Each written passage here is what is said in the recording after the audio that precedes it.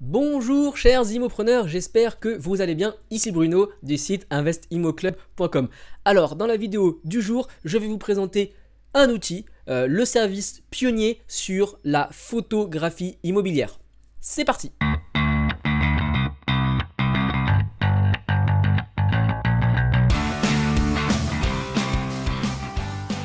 Vous vous demandez sans doute pourquoi je vais vous parler de photographie. Nous ne sommes pas sur une chaîne de photographie, mais pourtant c'est un élément indispensable pour bien réussir votre investissement immobilier et surtout bien le louer. Pourquoi? Eh bien parce que principalement les gens aujourd'hui recherchent un bien immobilier sur internet et la première chose qu'ils voient, la première chose avec laquelle ils sont en interaction par rapport à votre annonce, que ce soit lors d'une vente immobilière ou lors d'une mise en location normale et encore plus lors d'une mise en location courte durée, eh bien c'est la photo de votre bien qui va attirer l'œil du candidat locataire, du candidat visiteur. Donc c'est très important de réussir à sortir du lot et d'avoir des photos qui sont mieux que la concurrence. Et là, je vous renvoie à ce concept de immopreneur, de la méthode immopreneur, c'est-à-dire considérez que vos investissements sont comme une petite entreprise et vous avez de la concurrence. L'objectif est de faire mieux que cette concurrence. Donc, pour illustrer tout ça, je vais vous montrer quelques photos avant-après pour bien voir pourquoi la photo est primordiale. Avant de vous montrer ces quelques photos, je voulais juste vous rappeler que ce point particulier, prendre des photos professionnelles ou en tout cas de très bonne qualité de son bien, est une des 52 étapes de la checklist.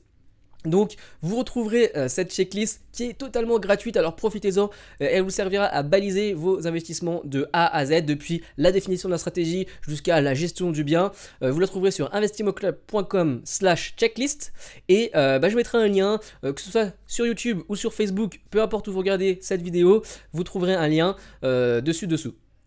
C'est une checklist qui est divisée en, comme j'ai dit, 52 étapes, 5 phases, un code couleur de 5 colonnes, et eh bien, ce point de photographier 3.4 et 3.8, ici on voit prendre des photos avant les travaux, prendre des photos après les travaux, ce sont des étapes qui sont très importantes pour bien louer. Donc n'hésitez pas à télécharger cette checklist pour avoir l'ensemble des autres 50 points à valider. Comme je le disais, on va voir rapidement des photos avant-après.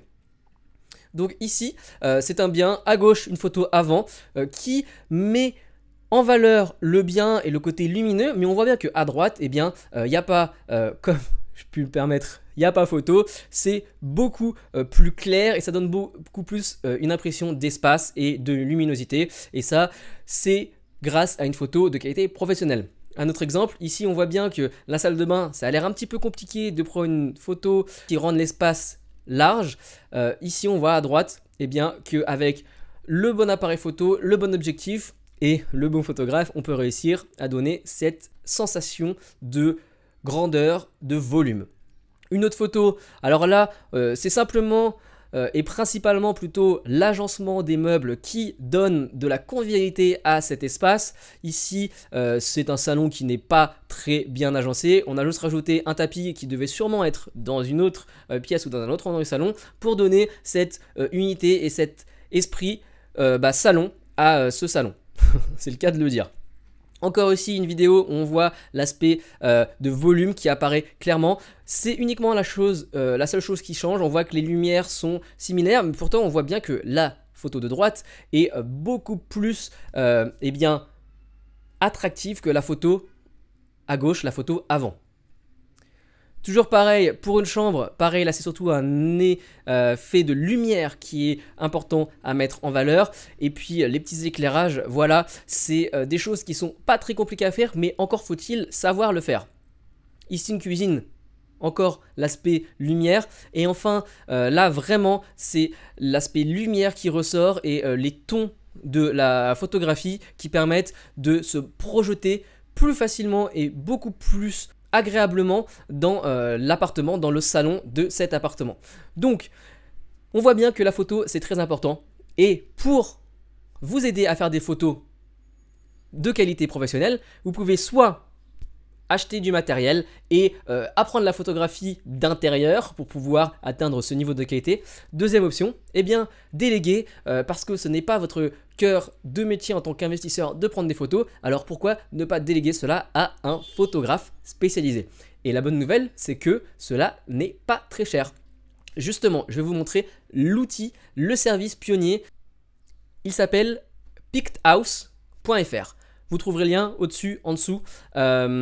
C'est donc le pionnier de la photographie immobilière. Cette plateforme regroupe en fait une armée de photographes sur tout le territoire français. Et lorsque vous faites appel à cette plateforme, eh ben, c'est le photographe le plus près et qui a une disponibilité qui viendra faire un reportage photo chez vous. Alors ici, la promesse est très claire, 15 photographies en haute définition pour 75 € hors taxe. Donc hors taxe, voilà, il va falloir rajouter les taxes. C'est clair, on voit ici, si vous voulez plus de photos, 25 photos, ce sera 100 € hors taxe. Comment ça marche? Eh bien, c'est très simple. Vous passez commande. Le rendez-vous est fixé dès le lendemain.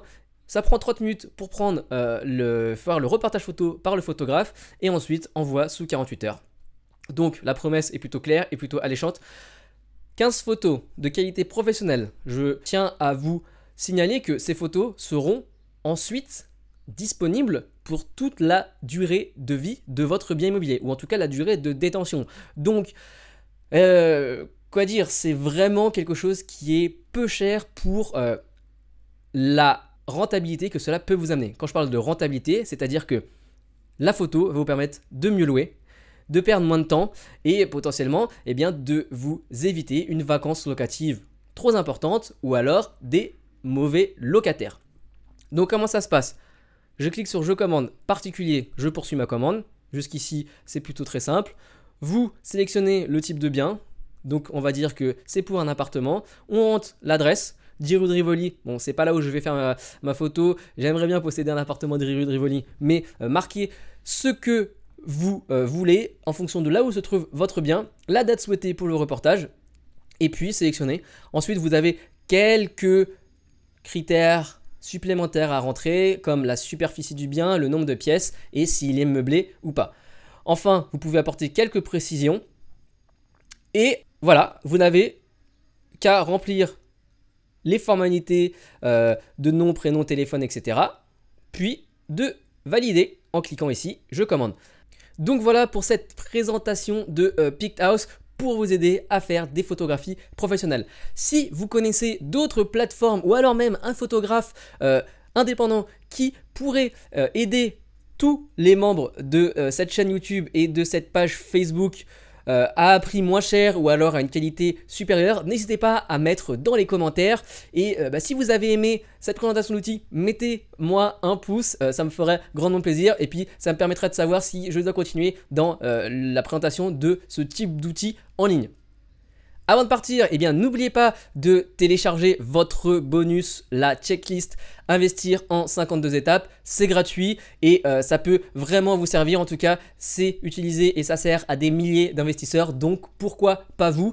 Et puis si vous voulez continuer à recevoir du nouveau contenu, des outils pour vous aider à optimiser vos investissements, abonnez-vous à la chaîne YouTube, abonnez-vous à la page Facebook, vous savez où ça se trouve, le petit bouton abonné pour YouTube, le petit bouton like sur la page Facebook et puis vous pouvez aussi regarder l'outil que j'ai présenté hier. D'ici là, je vous dis à la semaine prochaine, c'était Bruno, ciao!